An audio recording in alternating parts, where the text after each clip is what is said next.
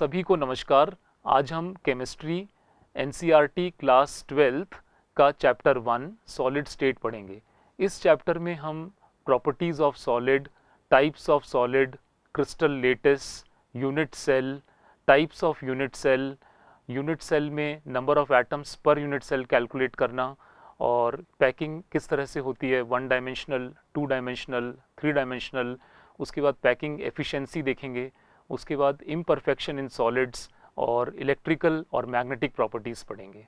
ठोस अवस्था में पदार्थ जो है वो सॉलिड, लिक्विड और गैस तीनों स्टेट में हो सकता है ना। किसी निश्चित ताप और दाब पर पदार्थ सॉलिड होगा या लिक्विड या गैस, कौन सी स्टेट उसकी स्टेबल होगी, ये दो गवर्निंग फैक्टर्स पे निर्भर करता है। एक तो है इंटरमॉलिक्यूलर फोर्सेस, अंतर आणविक बल, और दूसरा है थर्मल एनर्जी। जब अंतर आणविक बल अधिक होते हैं तो अवयवी कण, कॉन्स्टिट्यूएंट पार्टिकल्स जो हैं, पास होंगे और स्टेट सॉलिड होगी। लेकिन अगर थर्मल एनर्जी ज़्यादा होती है तो पार्टिकल्स दूर होते हैं और स्टेट गैसियस होती है, और इनके बीच की कोई स्टेट अगर आती है तब वो लिक्विड स्टेट में आता है। जब टेम्परेचर कम रहता है तब थर्मल एनर्जी कम होगी और पार्टिकल्स में इंटरमॉलिक्यूलर फोर्स ऑफ अट्रैक्शन सबसे ज़्यादा होगा और वो पार्टिकल्स एक फिक्स्ड पोजीशन पे होंगे। जैसा कि आप देख रहे हैं इस फिगर में, यहाँ पार्टिकल्स बिल्कुल क्लोजली पैक्ड और एक फिक्स्ड पोजीशन पे हैं। तो इंटरमॉलिक्यूलर फोर्स ज़्यादा रहता है और थर्मल एनर्जी जब कम रहती है लो टेम्परेचर पे, तब स्टेट हमेशा सॉलिड होती है। अब इसमें क्या क्या कैरेक्टर्स हैं सॉलिड स्टेट के, उसमें हम देखें तो सॉलिड्स का एक निश्चित द्रव्यमान, पर्टिकुलर मास है, उनका एक पर्टिकुलर वॉल्यूम है और उनका आकार भी निश्चित होता है। और इनमें अंतरा आणविक दूरियां, अणुओं के बीच की दूरी कम होती है और अणुओं के बीच में जो फोर्स लग रहा है वो प्रबल बल लगता है। अतः ये एक ही स्थान पे रहते हैं लेकिन अपने स्थान पे मीन पोजीशन पे ऑसिलेट कर सकते हैं। तो ये अवयवी कण देख रहे हैं आप फिगर में। अवयवी कण दिखने में एकदम फिक्स हैं लेकिन फिर भी अपनी मध्य स्थिति पर, अपनी एवरेज उस पे दोलन कर सकते हैं और ये इनकम्प्रेसिबल हैं और कठोर है। अब क्रिस्टल के अंदर अगर हम कॉन्स्टिट्यूएंट पार्टिकल्स की व्यवस्था देखें, उसके हिसाब से हम क्रिस्टलों को, सॉलिड को दो तरह के क्रिस्टल्स में बांट सकते हैं, दो तरह के भागों में बांट सकते हैं। एक है क्रिस्टलीय ठोस और दूसरा है अक्रिस्टलीय ठोस। क्रिस्टलीय ठोस जो होते हैं, आकार अगर की दृष्टि से देखें, इनका आकार निश्चित होता है, एक अभिलाक्षणिक आकार है। और दूसरे अक्रिस्टलीय को एमॉर्फस ठोस भी कहा जाता है। एमॉर्फस का मतलब होता है जिनका कोई आकार नहीं होना, ग्रीक में एमॉर्फस मतलब आकार विहीन।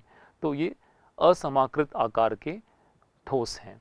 गलनांक की दृष्टि से देखें तो क्रिस्टलीय ठोस में एक निश्चित गलनांक होता है, ये निश्चित तापमान पे ही पिघलते हैं, जबकि एमॉर्फस सॉलिड, अक्रिस्टलीय ठोस, एक तापमान के परास पर धीरे धीरे नरम पड़ते हैं और इनका निश्चित गलनांक नहीं होता। फिर विदलन का गुण, अगर तेज धार वाले किसी टूल से हम इसके सरफेस को काटते हैं तो क्रिस्टलीय ठोस में जो दो सतह प्राप्त होंगी वो बिल्कुल समतल और चिकनी होंगी, जबकि अक्रिस्टलीय अमorphous ठोस में वो सतह इर्रेगुलर होगी, अनियमित सरफेस होगी। हीट ऑफ फ्यूजन, क्या चीज़ है हीट ऑफ फ्यूजन? एक यूनिट मास को अगर हम मेल्टिंग पॉइंट पे सॉलिड से लिक्विड में कन्वर्ट करते हैं तब जितनी ऊष्मा की आवश्यकता होती है वो कहलाता है हीट ऑफ फ्यूजन, है ना। क्रिस्टलीय ठोसों के लिए ये हीट ऑफ फ्यूजन एक निश्चित मान होता है, जबकि अक्रिस्टलीय ठोस के लिए ये निश्चित नहीं होती है। दैशिकता में देखें तो क्रिस्टलीय ठोसों में विषम दैशिकता, एनआइसोट्रोपी पाई जाती है। एनआइसोट्रोपी का मतलब है अगर हम डायरेक्शन चेंज करें तो फिजिकल प्रॉपर्टीज बदल जाएंगी। ये चीज़ हम आगे स्ट्रक्चर से भी देखेंगे। और अक्रिस्टलीय ठोसों में आइसोट्रोपिक नेचर है, समदैशिक होते हैं। समदैशिक का मतलब होता है क्रिस्टल में अगर हम किसी भी डायरेक्शन पे फिजिकल प्रॉपर्टी पढ़ते हैं तो वो एक जैसी दिखती है। उसके बाद अवयवी गुणों की व्यवस्था के हिसाब से, जिस तरह से हमने ठोस को दो भागों में बांटा ही इसी व्यवस्था के आधार पे था कि क्रिस्टलीय ठोस में लॉन्ग रेंज ऑर्डर है, पूरे क्रिस्टल में एक जैसा पैटर्न पीरियोडिकली चलता रहता है, एक जैसा पैटर्न आपको दिखेगा। और अक्रिस्टलीय ठोस में शॉर्ट रेंज ऑर्डर है, थोड़ी दूर तक तो एक जैसा ऑर्डर दिखा, फिर उसके बाद ऑर्डर बदल गया, तो इस तरह से वहाँ पे एक जैसा ऑर्डर नहीं है। तो ये अक्रिस्टलीय ठोस और क्रिस्टलीय ठोसों को इस तरह से हम दिखा सकते हैं, जहाँ पर क्रिस्टलीय ठोस में आप देख रहे हैं पूरे क्रिस्टल में एक जैसा ऑर्डर है, समान आकार सब जगह पे दिख रहा है, एक ही तरह का ऑर्डर, जबकि यहाँ पे कुछ दूर पे लगता है कि ऑर्डर एक जैसा है, लेकिन थोड़ी ही दूर बाद ऑर्डर बदल गया है, तो ये शॉर्ट रेंज ऑर्डर कहलाता है। इनके उदाहरण देखें तो क्रिस्टलीय ठोस में सोडियम क्लोराइड, क्वार्ट्ज, इसके अलावा मेटल्स भी हो सकते हैं जैसे iron, copper, silver, gold, non metals जैसे फॉस्फोरस, आयोडीन, सल्फर और मॉलिक्यूल्स जैसे जिंक ऑक्साइड, नैफ्थलीन, ये सब क्रिस्टलीय ठोस में आते हैं। और अक्रिस्टलीय ठोस में क्वार्ट्ज ग्लास आएगा, नॉर्मल ग्लास भी, और रबर, प्लास्टिक, ये सब अमरफस सॉलिड अक्रिस्टलीय ठोसों में आते हैं। अब हम विषम दैशिकता की बात करते हैं, जो हमने कहा कि क्रिस्टलीय ठोसों में विषम दैशिक प्रकृति होती है, एनाइसोट्रोपिक नेचर, है ना। एनाइसोट्रोपिक नेचर का मतलब है, यहाँ इस फिगर में देखें, ये इस डायरेक्शन पे अगर हम, ये इस एक्सेस पे, बी वाली एक्सेस पे अगर हम इलेक्ट्रिकल रेजिस्टेंस या रिफ्रैक्टिव इंडेक्स ऐसी फिजिकल प्रॉपर्टी पढ़ते हैं, तो यहाँ अलग फिजिकल प्रॉपर्टी आती है, और इस वाली एक्सेस पे, डी वाली एक्सेस पे अगर हम फिजिकल प्रॉपर्टी देखते हैं तो वो अलग आती है। क्यों अलग आती है? क्योंकि यहाँ आप ध्यान से देखें, बी एक्सेस के ऊपर ना अणुओं इनकी अवयवी कणों की व्यवस्था अलग है। जैसे यहाँ नीले गोले एक तरफ दिख रहे हैं और यहाँ खाली लाल गोले दिख रहे हैं, जबकि डी वाली एक्सेस के ऊपर आप देखें, एक लाल गोला, एक नीला गोला, दोनों तरफ इसी तरह की व्यवस्था दिख रही है ना। तो डायरेक्शन बदलने के साथ अणुओं की व्यवस्था बदल रही है, परमाणुओं की व्यवस्था बदल रही है, कणों की व्यवस्था बदल रही है, इसलिए दिशा बदलने के साथ भौतिक गुण भिन्न भिन्न प्राप्त होता है। तो विषम दैशिक प्रकृति का मतलब है भौतिक गुणों का भिन्न भिन्न प्राप्त होना दिशा के साथ साथ, और ये कणों की व्यवस्था भिन्न होने के कारण इस तरह से हो रहा है। जबकि अक्रिस्टलीय ठोस में सब तरफ ही अव्यवस्था है, हम किसी भी एक्सिस के ऊपर, किसी भी दिशा पे कोई भी भौतिक गुण देखें तो वो समान प्राप्त होता है, इसे हम आइसोट्रोपिक नेचर कहते हैं। अब क्रिस्टलीय ठोसों का वर्गीकरण, पहले हमने वर्गीकरण पढ़ा था व्यवस्था के आधार पे, है ना, परमाणु, अणु या आयन किस तरह से क्रिस्टल में व्यवस्थित हैं, शॉर्ट रेंज ऑर्डर में हैं तो एमरफस, लॉन्ग रेंज ऑर्डर में थे तो क्रिस्टलीय था। लेकिन अब हम वर्गीकरण पढ़ते हैं, उनमें जो अवयवी कण हैं उनके बीच किस प्रकार का आणविक बल है ना, किस प्रकार का उनका अंतरा आणविक बल है, उस इंटरमॉलिक्यूलर फोर्स के आधार पे इन क्रिस्टलों को 4 भागों में बांटा गया है: आणविक क्रिस्टल, आयनिक क्रिस्टल, धात्विक क्रिस्टल और सहसंयोजक ठोस। विभिन्न प्रकार के गुणों के आधार पर इस तरह से आणविक ठोस को फिर 3 भागों में बांटा गया है। जैसा कि नाम से ही पता लग रहा है, अध्रुवीय आणविक ठोस में अवयवी कण कैसे होंगे? अध्रुवीय होंगे। अध्रुवीय का मतलब है जैसे argon, CCl4, hydrogen, I2, CO2, इनके मॉलिक्यूल्स में किसी प्रकार की विद्युत ऋणता का अंतर नहीं है और ये नॉन पोलर मॉलिक्यूल्स हैं। तो अध्रुवीय अणु यहाँ पर अवयवी कण के रूप में होते हैं। इनमें वीक डिस्पर्जन फोर्स या लंदन बल होता है, और भौतिक प्रकृति देखें तो ये मुलायम होंगे और विद्युत रोधी हैं, और गलनांक इनका अत्यंत निम्न है। अत्यंत निम्न होने का कारण, क्योंकि इनमें अणुओं के बीच जो आकर्षण है वो सबसे वीक डिस्पर्जन फोर्स या लंदन बल है। आकर्षण कम होने के कारण ये आसानी से गल जाते हैं। ध्रुवीय अणु, ध्रुवीय आणविक ठोस, ध्रुवीय आणविक ठोस में अवयवी कण अणु होते हैं जिनमें ध्रुवता हो, है ना। ध्रुवता का मतलब जैसे HCl देखें आप, HCl के अंदर Cl विद्युत ऋणी है, Cl का हिस्सा ऋण आवेशित होगा और H का हिस्सा धनावेशित होगा, तो अणु कैसा हो गया? ध्रुवीय हो गया। और 2 अणुओं के बीच में द्विध्रुव द्विध्रुव आकर्षण पाया जाता है, और इसलिए यह आकर्षण अध्रुवीय अणुओं की तुलना में ज़्यादा है। हालांकि ये ठोस भी मुलायम है और विद्युत रोधी होते हैं और इनका गलनांक निम्न है, हालांकि अध्रुवीय से इनका गलनांक अधिक होगा। तीसरा है हाइड्रोजन आबंधित आणविक ठोस। हाइड्रोजन आबंधित आणविक ठोस में क्या होगा, हाइड्रोजन परमाणु विद्युत ऋणी परमाणु जैसे ऑक्सीजन, नाइट्रोजन या फ्लोरीन पे होता है। यहाँ हमने वाटर दिखाया जहाँ ऑक्सीजन के ऊपर हाइड्रोजन परमाणु है।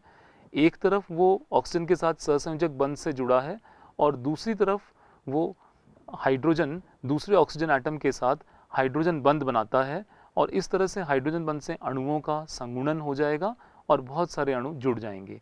तो ये भौतिक प्रकृति इनकी कठोर हो जाएगी। हाइड्रोजन बंध की स्ट्रेंथ वीक डिस्पर्जन फोर्स या डाइपोल डाइपोल अट्रैक्शन की तुलना में ज़्यादा है। हालांकि इनमें किसी प्रकार का आयन फ्री नहीं है, इसलिए ये भी विद्युत रोधी हैं और गलनांक निम्न है।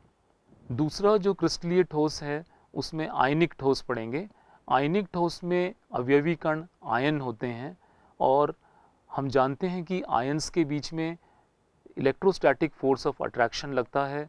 ये स्ट्रॉन्ग अट्रैक्शन है, कूलम्बी अट्रैक्शन स्ट्रॉन्ग है और इसलिए ये काफ़ी कठोर लेकिन भंगुर होते हैं, है ना। और इनके उदाहरण में NaCl, MgO, ZnS, CaF2। ठोस अवस्था में आयन के बीच में स्थिर विद्युत आकर्षण बल होता है और वह प्रबल बल होने के कारण ये आयन मुक्त नहीं है, इसलिए इस अवस्था में ये विद्युत रोधी होंगे और गलित अवस्था या जलीय विलयन में आयन मुक्त हो जाते हैं और ये विद्युत का चालन करते हैं। इनका गलनांक उच्च होता है क्योंकि इलेक्ट्रोस्टैटिक अट्रैक्शन स्ट्रॉन्ग है। तीसरे प्रकार का क्रिस्टलीय ठोस है धात्विक ठोस। क्या चीज़ है धातु? जब किसी धातु के एटम में से इलेक्ट्रॉन निकलते हैं तो एक इलेक्ट्रॉन का समुद्र बन जाता है और उस समुद्र में मेटल कैटायन एम्बेडेड होते हैं, है ना। तो इन विस्थानीकृत इलेक्ट्रॉन के समुद्र में धनायन होगा, तो वो धात्विक ठोस में इस तरह की प्रकृति है और धात्विक आबंध इनमें पाया जाता है और ये काफ़ी कठोर लेकिन मेलिएबल और डक्टाइल, अघात वर्धन्य और तन्य हैं। मतलब शीट्स बना सकते हैं इनकी और इनके तार बना सकते हैं। इनके उदाहरण में देखें तो आयरन, कॉपर, सिल्वर, मैग्नीशियम, और क्योंकि यहाँ फ्री इलेक्ट्रॉन्स पाए जाते हैं, फ्री इलेक्ट्रॉन्स लेटिस में हैं, इसलिए ये विद्युत चालक हैं और साधारणतः इनका गलनांक उच्च होता है। उसके बाद चौथा है सहसंयोजक या नेटवर्क ठोस। इनमें अवयवी कण परमाणु होते हैं और अत्यधिक दिशात्मक गुण के कारण सहसंयोजक आबंध एक प्रबल जालक बनाता है। खूब सारे कोवलेंट बॉन्ड के द्वारा ये स्ट्रॉन्ग हो जाते हैं काफ़ी, और इनके उदाहरण में देखें तो quartz, SiO2, silicon carbide, carborundum, हीरा, diamond, aluminium nitride, graphite. Graphite इसमें अपवाद है जो कि मुलायम है, अन्य सभी कठोर प्रकृति के हैं और ये सब विद्युत रोधी हैं। इनमें किसी प्रकार का विद्युत चालन नहीं होता क्योंकि कोई आयन या इलेक्ट्रॉन फ्री नहीं है। केवल ग्रेफाइट इसमें अपवाद के रूप में विद्युत चालक है। ग्रेफाइट के लेटिस में हम देखेंगे इलेक्ट्रॉन फ्री हैं जो कि विद्युत चालन कर सकते हैं और इनका गलनांक काफ़ी उच्च होता है क्योंकि इनमें स्ट्रॉन्ग एक्सेसिव कोवलेंट बॉन्डिंग है, काफ़ी ज़्यादा नेटवर्किंग है। ये देखें यहाँ पे हमने स्ट्रॉन्ग नेटवर्क सॉलिड का एग्जाम्पल हीरा। डायमंड जो है क्रिस्टलीय जालक है और इसमें प्रत्येक कार्बन sp3 संकरित है ना। एक कार्बन यहाँ पर देखें स्ट्रक्चर में, ये कार्बन चार तरफ sp3 संकर कक्षकों के द्वारा सिग्मा बंध बना रहा है और यहाँ चतुष्फलकीय कार्बन कार्बन बंधों की जो लंबाई है 154 पिकोमीटर है। दूसरा ठोस क्रिस्टल में हम ग्रेफाइट जो कि अपवाद के रूप में है, इसमें हम देखते हैं कि परतीय संरचना है। आप देख रहे हैं यहाँ पर अपने को 6 कार्बनों की वलय की परतें दिख रही हैं और प्रत्येक परत में कार्बन केवल 3 तरफ ही बंध बनाता हुआ दिख रहा है। ये देखें स्ट्रक्चर में एक कार्बन से 1, 2 और ये 3 बंध बन रहे हैं। ये कार्बन sp2 संकरित है और यहाँ कार्बन कार्बन बंध की लंबाई 141.5 पिकोमीटर है और 2 लेयर्स के बीच की दूरी 340 पिकोमीटर है और ये वलय जो हैं एक दूसरे पे सरक सकती हैं, इसलिए ग्रेफाइट काफ़ी सॉफ्ट है और एक लुब्रिकेंट के रूप में काम आता है।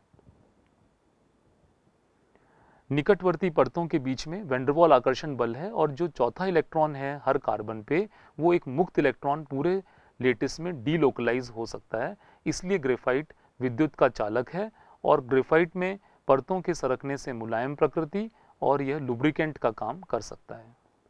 क्रिस्टल जालक और एकक कोष्टिका। क्रिस्टलीय ठोसों का मुख्य अभिलक्षण अवयवी कणों का नियमित और पुनरावृत पैटर्न है। देख रहे हैं आप, इसमें क्रिस्टल में एक जैसा पैटर्न पूरी जगह पे दिख रहा है। इस व्यवस्था को क्रिस्टल जालक कहते हैं। यहाँ पर हमने ये जो गोले दिखाए हैं ये अवयवी कणों के गोले हैं, है ना, कॉन्स्टिट्यूएंट पार्टिकल्स, है ना, जिनका एक जैसा रिपीटिंग पैटर्न पूरी जगह पे है। इस तरह के डायग्रामेटिक रिप्रेजेंटेशन को हम क्रिस्टल जालक कहते हैं और ये 14 क्रिस्टलीय जालक संभव हैं। इन्हें हम ब्रेवे जालक भी कहते हैं। क्रिस्टल जालक के अभिलक्षण। जालक में प्रत्येक बिंदु जालक बिंदु अथवा जालक स्थल कहलाता है और ये जो बिंदु है ना, ये किसी कॉन्स्टिट्यूएंट पार्टिकल जो कि एटम भी हो सकता है, मॉलिक्यूल भी हो सकता है, आयन भी हो सकता है, उनको निरूपित करते हैं।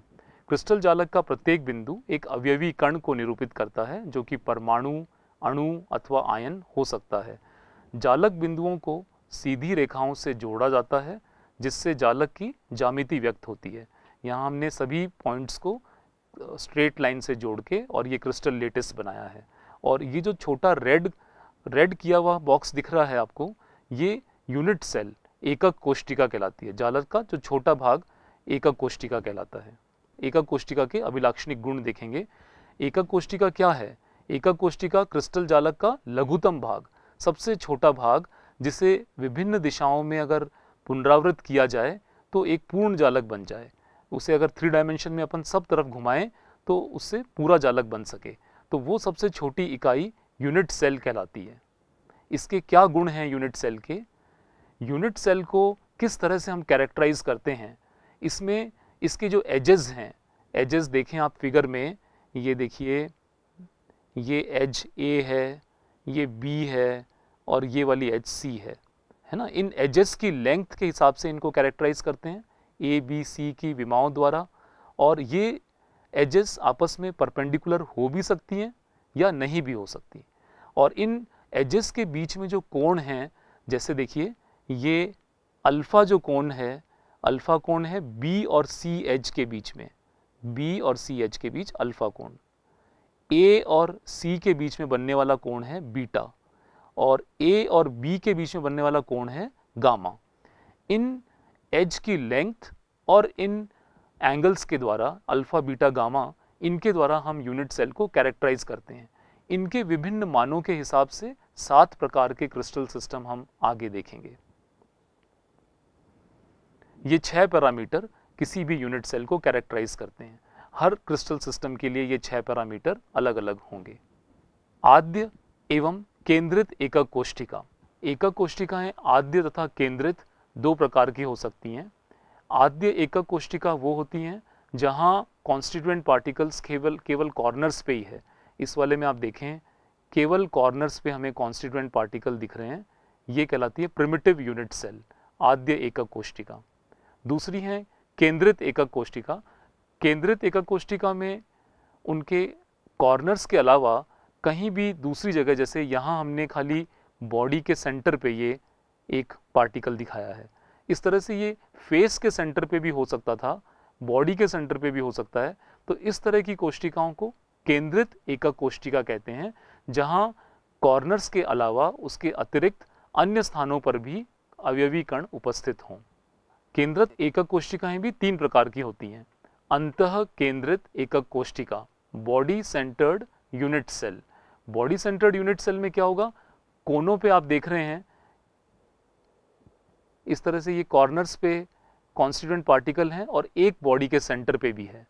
इस तरह की यूनिट सेल को बॉडी सेंटर्ड यूनिट सेल कहते हैं, जहां कोनों के अलावा कोष्टिका के अंतः केंद्र पर भी अवयवी कण उपस्थित हो। फिर है फलक केंद्रित एकक कोष्टिका, face centred unit cell. Face centred unit cell में आप देख रहे हैं कॉर्नर्स पे जो येलो कलर से दिखाए ये कांस्टेंट पार्टिकल्स हैं, ये कॉर्नर्स पे हैं और ये 6 पार्टिकल छहों फेसेस के सेंटर पे हैं। ये ऊपर के फेस के सेंटर पे, ये नीचे के फेस के सेंटर पे, ये साइड वाला फेस, ये साइड वाला फेस, और एक आगे और एक पीछे के फेस के सेंटर पे। इस तरह से हर फलक के केंद्र पर एक कण होगा और कॉर्नर्स पे भी कण हो तो वो फलक केंद्रित एकक कोशिका बनती है। तीसरी है अंत्य केंद्रित एकक कोशिका। इसमें कोनों पर उपस्थित अवयवी कणों के अलावा दो विपरीत फलकों के केंद्र पर, है ना, देखो ये दो अपोजिट फलक हैं जिनके केंद्र पर कॉन्स्टिट्यूएंट पार्टिकल उपस्थित है। इस तरह के यूनिट सेल को अंत्य केंद्रित एंड सेंटर्ड यूनिट सेल कहा जाता है। जैसे बताया था कि ये यूनिट सेल के पैरामीटर्स अल्फा, बीटा, गामा और ए, बी और सी, यहाँ आप देख रहे हैं हर के नीचे अल्फा, बीटा, गामा और ए, बी, सी के वैल्यू दी हुई हैं। उनके आधार पे 7 तरह के क्रिस्टल सिस्टम बन सकते हैं। सिंपल क्यूबिक क्रिस्टल सिस्टम में ए, बी और सी तीनों की लंबाई बराबर होगी। अल्फा, बीटा और गामा तीनों का एंगल 90 डिग्री होगा। दूसरा टेट्रागोनल क्रिस्टल सिस्टम में ए इज इक्वल टू बी, लेकिन तीसरी लंबाई अलग है। ए और बी दो लंबाई बराबर हैं और सी अलग है। अल्फा, बीटा, गामा तीनों का एंगल 90 डिग्री है। तो इसी तरह से बाकी में भी अल्फा, बीटा, गामा और ए, बी, सी के हिसाब से ऑर्थोरोम्बिक, रोम्बोहेड्रल, मोनोक्लिनिक, ट्राइक्लिनिक और हेक्सागोनल, ये 7 तरह की क्रिस्टल सिस्टम्स बन सकते हैं। अब हमने बोला था कि 14 ब्रेवियस लेटिस होते हैं। किस तरह से, जब 7 क्रिस्टल सिस्टम हैं तो उन हर क्रिस्टल सिस्टम में कुछ संभावनाएं, विविधताएं हैं, संभव विविधताएं जो हर में लिखी हुई हैं इस टेबल में। जैसे क्यूबिक क्रिस्टल स्ट्रक्चर होगा तो उसमें 3 तरह के आद्य प्रिमिटिव यूनिट सेल, अंतः केंद्रित, बॉडी सेंटर्ड, फलक केंद्रित, फेस सेंटर्ड, इस तरह के 3 वेरिएशन क्यूबिक में आ सकते हैं, है ना। और ये उनके हमने अक्षीय दूरियां और कोण को, जो कि पहले स्ट्रक्चर में भी दिखाया था, यहाँ इनको दिखा दिया है। इन पैरामीटर्स के हिसाब से ये क्यूबिक है। A is equal to B is equal to C है और तीनों angle alpha, beta, gamma 90 degree के हैं। और इसके एग्जाम्पल में देखें तो sodium chloride, zinc blende, ZnS और कॉपर, ये सब क्यूबिक क्रिस्टल सिस्टम के एग्जाम्पल हैं। और इस तरह से यहाँ पर 3 पॉसिबिलिटी हो गई। इसी तरह से टेट्रागोनल, है ना, टेट्रागोनल में केवल 2 ही पॉसिबिलिटी हैं, प्रिमिटिव यूनिट सेल और अंतः केंद्रित बॉडी सेंटर्ड क्यूबिक लेटिस। और इसके ये यूनिट सेल पैरामीटर्स दिए हैं। एग्जाम्पल्स में वाइट टिन है, SnO2 है, TiO2, कैल्शियम सल्फेट, ये टेट्रागोनल क्रिस्टल के एग्जाम्पल हैं। फिर है ऑर्थोरोम्बिक। ऑर्थोरोम्बिक में चारों पॉसिबिलिटी है, primitive unit cell, body centred unit cell, face centred unit cell और एंड सेंटर्ड यूनिट सेल। और ये यूनिट सेल के parameters A is not equal to B not equal to C, यानी कि तीनों लंबाई अलग अलग होगी लेकिन एंगल तीनों 90 डिग्री के होंगे। इसमें रोम्बिक सल्फर, पोटेशियम नाइट्रेट और बेरियम सल्फेट, ये एग्जाम्पल्स हैं। तो अभी तक हम देखें कि हमने कितने क्रिस्टल सिस्टम देखे। क्यूबिक वाले में 3 पॉसिबिलिटीज़ और टेट्रागोनल में 2 पॉसिबिलिटी, 3 और 2 5, और ऑर्थोरोम्बिक में 4, है ना, 5 और ये 4 9 हो गए, है ना। अब नेक्स्ट में आप देखें हेक्सागोनल में प्रिमिटिव ही पाया जाता है, प्रिमिटिव यूनिट सेल। रोम्बोहेड्रल में भी केवल प्रिमिटिव यूनिट सेल, 9 के बाद 10 11। और मोनोक्लिनिक में 2 पॉसिबिलिटी हैं, आद्य और अंत्य केंद्रित, प्रिमिटिव यूनिट सेल और end centred unit cell.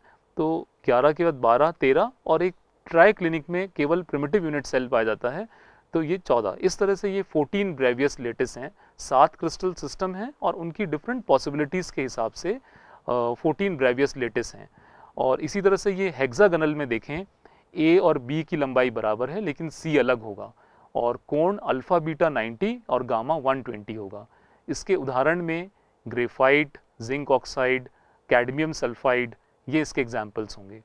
Rhombohedral में ए, बी, सी बराबर होंगे और एंगल अल्फा, बीटा, गामा बराबर तो हैं लेकिन 90 डिग्री नहीं है। और इसके एग्जाम्पल्स में कैल्साइट, कैल्शियम कार्बोनेट और सिनेबार, मर्क्रिक सल्फाइड। फिर मोनोक्लिनिक में तीनों लंबाई अलग अलग हैं, A is not equal to B not equal to C, alpha और गामा एंगल 90 डिग्री और बीटा 90 से अलग लेकिन 120 भी नहीं है। और इसमें मोनोक्लिनिक सल्फर और सोडियम सल्फेट इसके एग्जाम्पल हैं।